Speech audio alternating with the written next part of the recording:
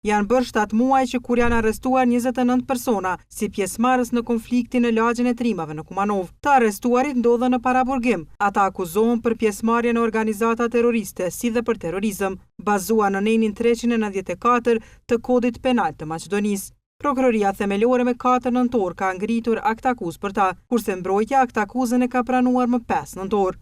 Sipas Kodit Penal të Maqedonisë, për të akuzuarit, nëse vërtetohet akuza e prokurorisë, mund të shtyptohet burgim i përjetshëm.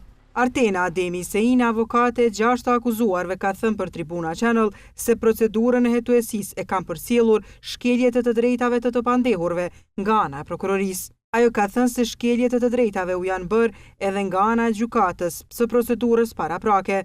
Avokatja nuk ka dashur të komentojë përmbajtjen e akt akuzës, por as provat që i posedon prokuroria. Jo vetëm tash të akuzuarve nuk u lejua ballafaqimi me akuzat ndaj tyre, por dhe pala mbrojtëse për herë të parë lexon akt akuzën që ekziston. Kundër akt akuzës në afatin e parapal ligjor do të parashtrohet kundërshtimi nga pala mbrojtëse dhe do të arsyetohet në detaje kundërshtimi për vlerësim të akuzës, ka sqaruar avokatja. Ajo më tej ka shtuar se do të kërkojë që gjatë seancës kryesore të ketë kualifikim të veprave penale për secilin të akuzuar. Neni 70 i ligjit të procedurës penale në Maqedoni definon të drejtat e të pandehurve. Sipas këtij neni, çdo i pandehur ka të drejtë të bëjë shikim të ankesës dhe të ballafaqohet me provat kundër tij. Kjo e drejtë klientëve tanë u mohua. Deri në mbarim të hetimeve të dyshuarit nuk u ballafaquan me asnjë provë. E njëjta e drejtë nuk u realizua as pas përfundimit të hetimeve, vazhdon të përmend shkeljet ndaj klientëve të saj, avokatja Ademi Seine. Sipas të njëjtës dispozitë, çdo i pandehur ka të drejtë të jap deklaratë lidhur me veprën ngarkuese,